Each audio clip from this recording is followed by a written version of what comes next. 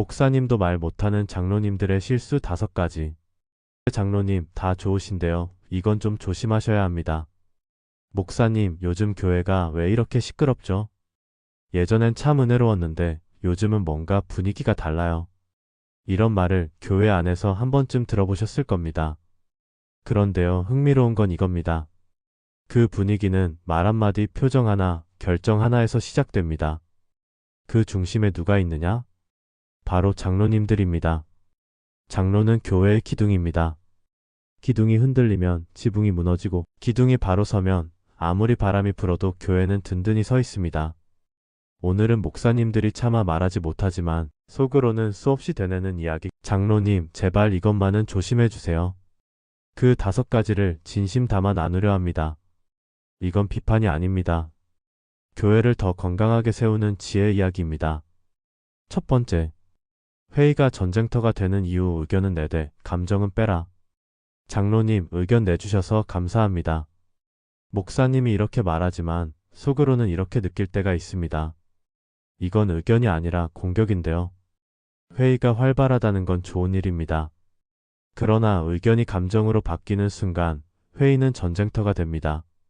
목사님은 주님 뜻을 묻느라 고민하고, 장로님은 교회를 위해 열정적으로 말하는데 그 마음의 결이 조금만 어긋나면 싸움이 됩니다.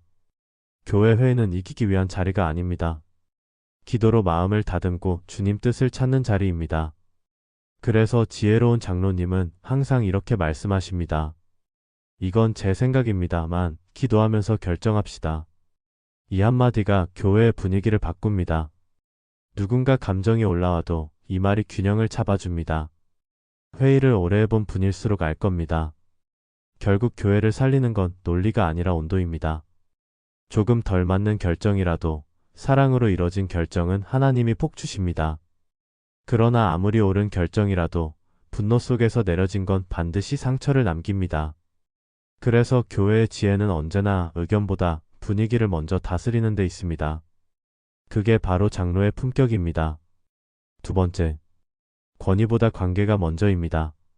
내가 장로야. 이 말을 입 밖에 꺼내는 분은 많지 않습니다. 하지만 말하지 않아도 느껴질 때가 있습니다. 회의 중의 표정, 성도에게 건네는 말투, 심지어는 주차장에서 인사받을 때의 태도에서도 느껴집니다. 장로는 교회의 권위자이지만 권위는 주장할수록 사라지고 섬길수록 커집니다. 교회 안에서 존경받는 장로님들의 공통점은 하나입니다. 위에서 명령하지 않고 옆에서 함께 갑니다. 목사님도 이런 장로님이 계시면 정말 든든합니다. 왜냐하면 교회가 평안할 수밖에 없기 때문입니다.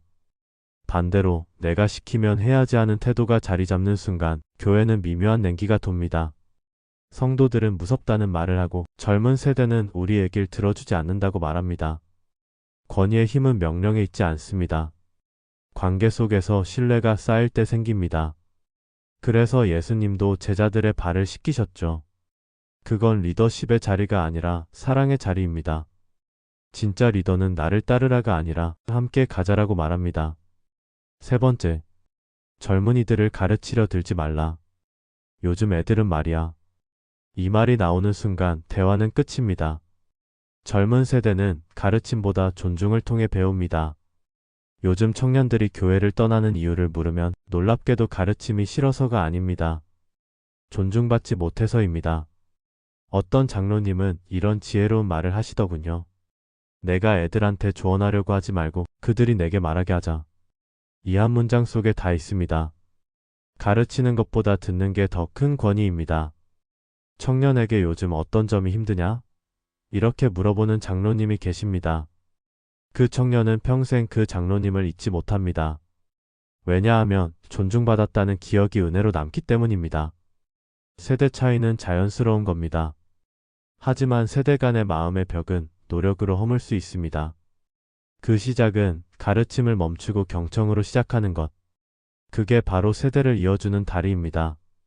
네 번째, 모든 걸 목사님 탓으로 돌리지 말라. 교회에 문제가 생기면 목사님이 설교를 좀 더 은혜롭게 하셨어야지. 목사님이 리더십이 부족하신 것 같아요. 이런 말이 나옵니다. 그런데요, 목사님도 사람입니다. 설교하고 신방하고 새벽마다 교회를 지키느라 마음이 닳고 체력이 소모됩니다. 그런데 장로님이 뒤에서 목사님이 좀 약해요라고 말씀하시면 그 말이 얼마나 아픈지 아십니까? 지혜로운 장로님은 비판 대신 중보기도로 돕습니다. 목사님, 요즘 힘드시죠? 같이 기도하겠습니다. 이 한마디가 목사님에게는 천군만마입니다. 한 교회에서 이런 일이 있었습니다. 교회가 재정적으로 어려워지고 성도 몇 명이 다른 교회로 옮기자 회의 분위기가 차가워졌습니다. 그때 한 장로님이 조용히 일어나 이렇게 말하셨습니다. 지금은 원인을 찾을 때가 아니라 무릎 꿇을 때입니다. 그 한마디에 회의장이 눈물바다가 되었습니다. 그분 한 사람의 영적 성숙이 교회를 다시 세웠습니다. 비판은 쉽지만 중보는 어렵습니다. 그러나 하나님은 언제나 중보자의 기도를 통해 교회를 회복시키십니다. 5번째, 교회 일을 자기 방식으로 끌고 가지 말라. 내가 이 교회 30년째야. 이 말에는 자부심이 담겨 있습니다. 그런데 동시에 내 방식이 맞다는 함정도 숨어 있습니다. 교회 일은 내가 옳은가 보다 교회가 살아나는가가 기준이어야 합니다. 오래된 방식이 틀렸다는 게 아닙니다.